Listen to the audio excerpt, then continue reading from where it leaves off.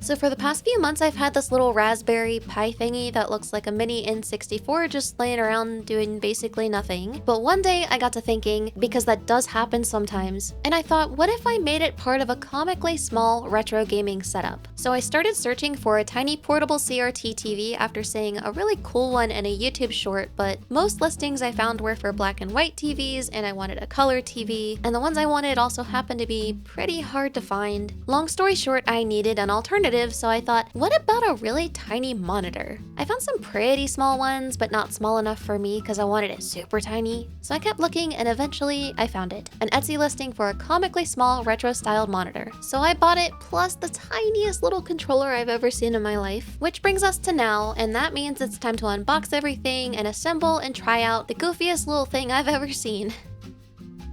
Okay, so the first thing we've got to do is install Raspberry Pi OS on this thing because I realized I never did do it, but it seems to be pretty easy. This is probably not a very good SD card, but I don't know. I mean, some of my SD cards are literally Amazon Basics, so this can't be that bad. Holy shit. Oh my god.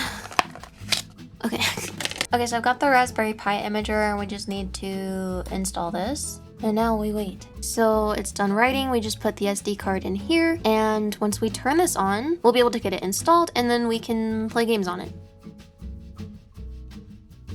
Okay, ignore that I ripped this box open like a caveman, but look at this. Look how cute. Let's see, I'm curious how tiny like it actually is out of the box. Because like, I have deceptively small hands. This might actually be perfect for me. Oh my god! It's got like a little wrist strap. Oh, that's so cute. Look at how tiny, like. This is a controller. You know, it's actually not so bad. Like it is definitely really tiny. But it's not so bad. I really like how clicky the shoulder buttons are, actually. The face buttons are like, they're fine. They're not too clicky, not too squishy. Everything about this is just very small.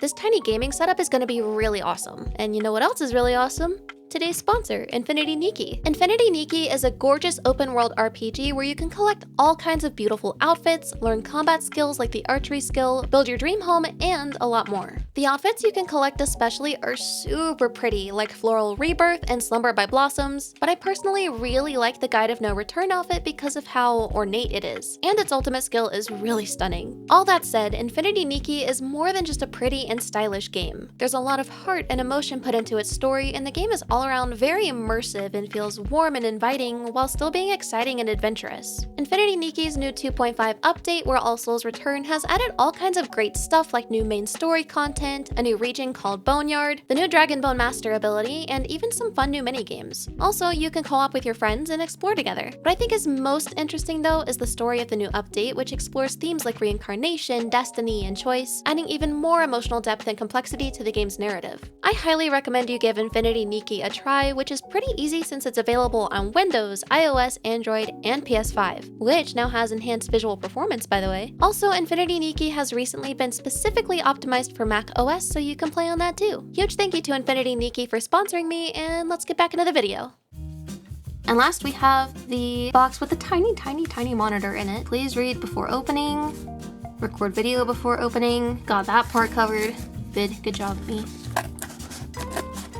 Okay, moment of truth. I'm curious like how actually tiny it is because the box is surprisingly large. It has some packaging material in there. What is this?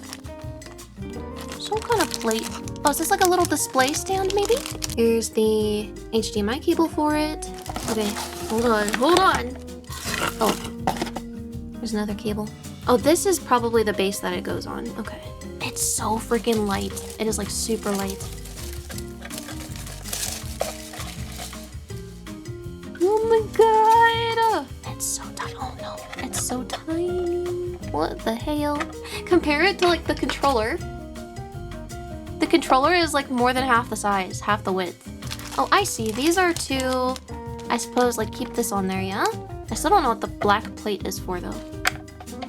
Get on in there. Okay, one down. It just took a little bit of elbow grease. Why are my elbows greasy? Push it on in. Maybe. There we go. Okay, nice. And then the little stand goes on like that. Look how small it fits in the palm of my hand. That's so freaking cute. We're gonna go ahead and test this bad boy out. I know I'm still waiting on that cable to come in tomorrow, but I can still hook it up to my PC and test it out. Okay, so that's my desktop, my very, very, very tiny desktop. The HDMI cable, I think I'm gonna want to get a longer one at some point because it was so short. My PC is on the ground, by the way, on a riser, but it's like all the way back there when there's my one monitor, and then my main monitor is over to the right. But it's still very, very cute. He can stay in the corner for now. So what I'm gonna do in the morning when the power supply for the Raspberry Pi comes in, I got some like risers to put these on so that like this is higher and then this is right here, and I got some little cute stuff to put on there. But yeah, that's my tiny stuff right now, and tomorrow we're going to see how it is to play games on it. Bro, I slept an hour and a half, but it's fine, it's fine. Okay, so power supply is here, Yippee. I'm very excited, like unusually so. Okay, so what I think we're gonna do here is I wanna see if the monitor can just connect to this and not have to use my PC. Okay, so problem I'm having with installing Raspberry Pi OS on this thing. Apparently Raspberry Pi 5s just really suck.